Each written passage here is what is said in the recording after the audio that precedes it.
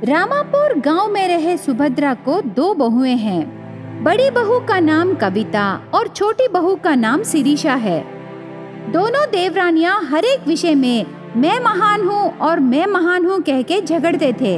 ऐसे हर समय झगड़ते देवरानियों के बीच बेचारी सुभद्रा समझौता करने आने पर उसे बहुत चोट लगते थे। एक दिन घर के प्रांगण में सुभद्रा उदास से बिस्तर पर बैठ के सोचने लगी। तब उधर से गुजर रही पंकजम सुभद्रा को देखकर वहाँ रुक के ऐसे कहने लगी, सुभद्रा भाभी, क्या बात है? चाय नाश्ता हुआ क्या? ऐसे पंकजम पूछने पर भी सुभद्रा ऐसे ही उदास से बैठी रहती है। हो भाभी, क्या हुआ? ऐसे पत्थर की तरह क्यों बैठी हो? कहीं तू बहरी हो गई क्या? मैं बहरी नहीं हुई, तू ही अंधी है। अरे ये कैसी बातें कर रही हो भाभी? और क्या कहूँ, मैं तो इधर उदास होकर बैठी हूँ। तो एक अच्छे दोस्त के नाते क्या हुआ करके पूछना है, लेकिन तू तो चाय नाश्ते के बारे में पूछ रही हो। वो बात नहीं है सुभद्रा, तुझे तो 2 बहुएं हैं ना, ऊपर से तेरी बहुएं तुझसे बहुत प्यार करते हैं। आज तेरी बहुएं तेरे लिए कौन सा वैरायटी बनाए? हाँ, मेरी किस्मत में उनके हाथ से बनाए टिफिन खाने का भाग्य नहीं है। असल में क्या हुआ, सीधा सीधा बोलो सुभद्रा भाभी। वो क्या है ना, मैं हर रोज की तरह ब्रश करके टिफिन के लिए यहीं बैठ के राह देखती रहती हूँ। तब क्या हुआ ना, वो क्या हुआ ना, वो क्या हुआ ना? सासू माँ, मैं आपकी मनपसंद पूरी बना के लाई हूँ, खाइए ना। ऐसे कह के कविता पूरियों के प्लेट को सुभद्रा को देती है। तब सुभद्रा उनको चख के आहा, ये तो बहुत नरम है रे, 10-11 खाने पर भी भूख नहीं मिटेगी।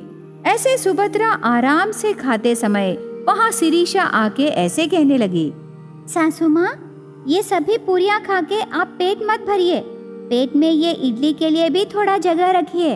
अरे शिरीषा, मैं नाश्ते का इंतजार ही कर रही थी। दीदी कल रात को ही आटे को गूंद के अभी ये पूरियाँ बना के लाई, लेकिन मैं तो ऐसे नहीं, अभी के अभी फ्रेशली पीस के बना के लाई सासू माँ। देखो शिरीषा, मुंह में आए बातें मत बको। क्या तुमने देखा है ये कल रात का आटा है या आज सुबह का आटा है? मुझे देखने की जरूरत नहीं है, पर बता सकती हूँ, तेरे जैसे फ्रिज रहे लोग ऐसे ही करते हैं ना। बहुत देर से मैं भी देख रही हूँ, फ्रेश फ्रेश कह के बहुत डब्बे मारने लगी। मैं भी तुझे देखी, पीसते समय तेरा पसीना पूरा उसी में गिरा, मुझे मालूम नहीं क्या? ऐसे कविता और शिरीषा एक दूसरे के बारे में सच कहने पर सुभद्रा को दोनों के बनाए टिफिन्स खाने की इच्छा नहीं होती। तब वो खाना छोड़ के बिस्तर से उठ के ऐसे कहने लगी, अरे अरे बंद करो रे, हर समय किसी ना किसी बात पर झगड़ते रहते हो। मेरे बनाए पूरी अच्छा है कि नहीं? कल रात को बुने आटा से अभी पूरी बनाने से क्या खराबी है? ये इडली में उसका पसीना गिरा है और ये खाने से आपकी सेहत खराब हो जाएगी ना। मेरे बनाए इडली खाने से सेहत खराब नहीं होगी, तेरे बनाए पूरी खाने से ही कोलेस्ट्रॉल बढ़ के हार्ट अटैक आएगा। ऐसे शिरीषा और कविता सास को नाश्ता नहीं करने देते और एक दूसरे को शपथ लगाने लगे। तब सास शिरीषा के पास जाके उसे रोकने की कोशिश करने लगी। तब कविता शिरीषा के बनाए इडली हाथ में लेके ऐसे कहने लगी, तो ये हेल्दी इडली तू ही खाना। ऐसे कह के शिरीषा के मुंह पर फेंकती है। तब शिरीषा बाजू हटने पर इडली आके सुभद्रा के मुंह पर लगती है। अरे, मेरे इडली मेरे मुंह पर मारती हो? ये ले तेरा ऑयल पूरी, बाल को लगाने से बाल बहुत बढ़ेंगे। ऐसे कह के कविता के बनाए पूरियां फेंकती है। तब कविता मुंह को प्लेट से रोकती है, उससे वो पूरियां आके सास के सर पर गिरते हैं। इस तरह दोनों देवरानियां बहुत झगड़ के आखिर में सुभद्रा को नाश्ता नहीं करने देते और अपने अपने कमरों में चले जाते हैं। तब सुभद्रा कुछ नहीं कर पाती और पानी से मुंह धोकर बाहर आकर बैठती है। ऐसे हुआ रे पंकजम। ओहो, ऐसे झगड़ते हैं क्या तेरी बहुएं? वो बहुएं नहीं है भाभी, लोमड़ियां हैं। ऐसे पंकजम शपथ लगाते समय कविता उनके पास आकर ऐसे कहने लगी, पंकजम जी, कितनी देर हुई आपको आके? शायद आप कुछ कह रहे हो, मुझे ठीक से सुनाई नहीं दिया। और कुछ नहीं कविता, तुम्हारी सांस बैठी पलंग बहुत अच्छा है, कहाँ से लाई करके पूछ रही हूँ। तब तेरी सांस ने मेरी बड़ी बहू मायके से लाई करके बोल रही है। पर मुझे तो कुछ लोमड़ी जैसे सुनाई दिया। अच्छा, लोमड़ी नहीं कविता, पलंग बहुत अच्छा है करके बात कर रहे हैं। देखिए पंकजम जी, मेरे मायके वालों की मैं तारीफ नहीं करूंगी, पर वो मुझे ऐसे अच्छे अच्छे चीज ही देते हैं। ऐसे कविता उसके मायके वालों की तारीफ करते समय वहाँ शिरीषा आके ऐसे कहने लगी, बेचारे, इतनी अच्छी पलंग को नवार डाले बिना ही भेज दिए। ये क्या कह रही हो शिरीषा? नवार डाले बिना ही कविता पलंग लाई? हाँ पंकजम जी, मैं अपने गांव से नवार लाके ये पलंग को डाले, इसीलिए इतने सालों से इतना अच्छा है। तेरे गांव में नवार अच्छे रहते हैं ना? तो क्या तेरे नवार के वजह से ही मेरा पलंग अच्छा है? और नहीं तो क्या, मेरे घर से लाए नवार के वजह से ही सांस जैसी मोटी औरत बैठने पर भी इतने साल काम आया। ऐसे फिर से देवरानियां झगड़ना शुरू करके एक के ऊपर एक गुस्से से उस पलंग को तोड़ के उनके घर ले जाते हैं। तब सुभद्रा पंकजम से ऐसे कहने लगी, क्या रे पंकजम, अभी तक मुझे नाश्ता ही नहीं था, पर तुम्हारी वजह से मुझे अभी बैठने के लिए पलंग भी नहीं है। कौन तुझे बुला के यहाँ बात करने को बोले रे? तुझे 2 छांटे मारने से बहुत अच्छा था। ऐसे कह के सुभद्रा गुस्से से पंकजम को लकड़ी से मारने जाने लगी। रेपल्ले गांव में रहे सुब्बाराव और सुभद्रा नाम के पति पत्नी को 2 बेटे हैं। वो दोनों भाई बहुत प्यार से उनके माता पिता के साथ एक ही घर में रहते थे।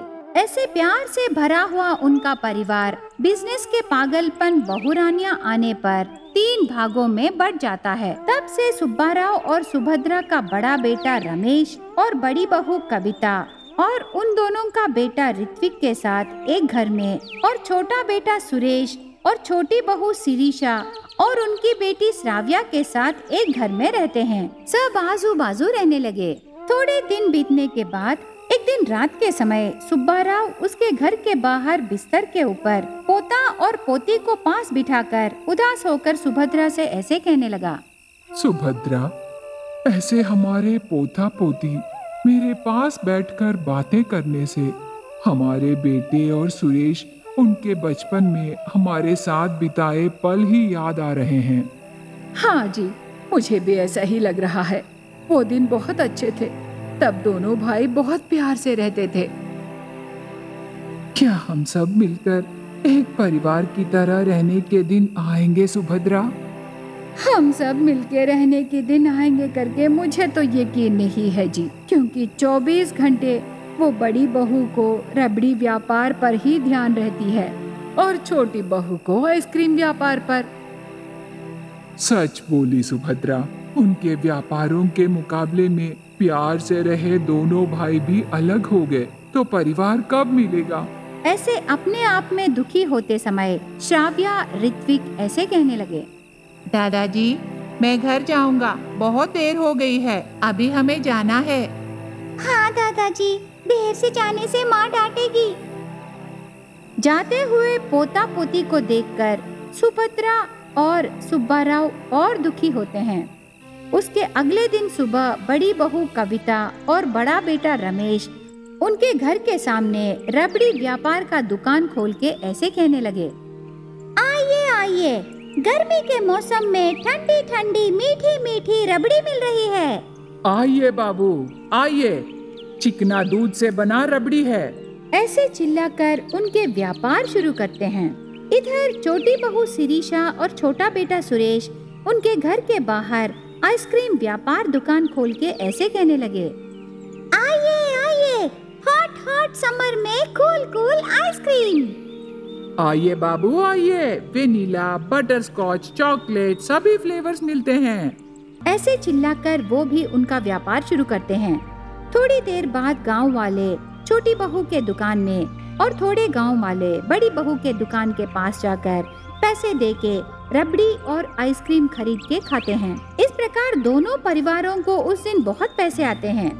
ऐसे थोड़े दिन बीतने पर एक दिन फॉरेन से गांव आए जमींदार का बेटा बहुत बड़ा मॉल उस गांव के पास खोलता है। उस मॉल में बाकी आइटम्स के साथ पैक्ड रबड़ी और पैक्ड आइटम्स भी बेचने लगे। इतना ही नहीं, by one get one offer रख के एडवर्टाइजमेंट करता है।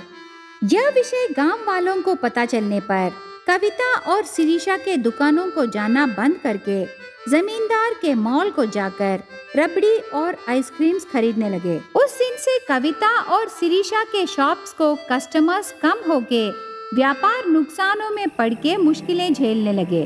तब सुभद्रा ऐसे कहने लगी, सुनिए ना, बड़ी बहू का रबड़ी व्यापार और छोटी बहू का आइसक्रीम व्यापार ज्यादा नहीं हो रहा जी।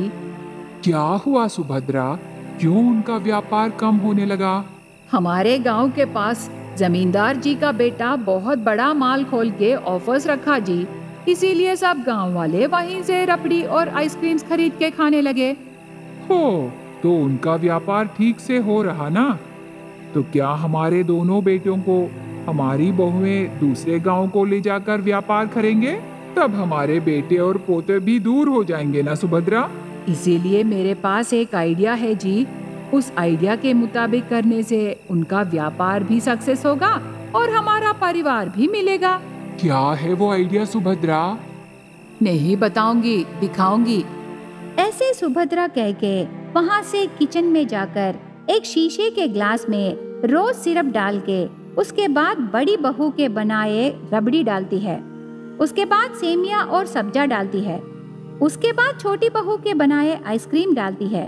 उसके ऊपर बादाम, काजू और टूटी फ्रूटी डाल के फालूदा तैयार करके बाहर बैठे सुब्बाराव, ऋत्विक और श्राव्या को सर्व करती है। वो कूल फालूदा देख के बच्चे बहुत पसंद से खाते हैं। सुब्बाराव भी वो फालूदा टेस्ट करता है। खाने के बाद सुभद्रा से ऐसे कहने लगा, सुभद्रा, कोई आइडिया बोलेगी बोली? वो आइडिया यही फालूदा है जी। आपको समझ में नहीं आया क्या? ठीक है, मैं पूरा समझाती हूँ, सुनिए। अभी ये फालूदा बच्चों के साथ उनके घर भेजेंगे, तब ये खा के उनको ये फालूदा व्यापार खोलने का आइडिया आएगा। पर फालूदा व्यापार खोलने के लिए रबड़ी और आइसक्रीम दोनों चाहिए ना, तब वो दोनों उस व्यापार के लिए दोनों देवरानियां मिल जाएंगे। बहुत अच्छा है सुभद्रा तेरा फालूदा आइडिया। ऐसे सुब्बाराव सुभद्रा की तारीफ करने के बाद सुभद्रा उन बच्चों को ग्लास में फालूदा डाल के देकर उनके घर भेजती है। देवरानियां वो फालूदा खाकर जैसे सुभद्रा सोची वैसे ही फालूदा व्यापार करने का आइडिया आता है। उसके अगले दिन सुबह दोनों देवरानियां उनके दो व्यापारों को एक करके फालूदा व्यापार शुरू करते हैं।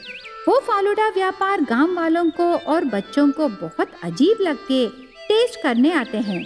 वो कूल फालूदा का टेस्ट पसंद आके बच्चे और बूढ़े हर रोज दुकान को आके खाने लगे। इतना ही नहीं, आसपास गांव में ऐसे फालूदा व्यापार नहीं रहने पर दूर दूर से भी लोग आके देवरानियों के फालूदा शॉप को आके खाने लगे। इस प्रकार बहुत कम समय में देवरानियां फालूदा व्यापार में बहुत मुनाफे कमाते हैं।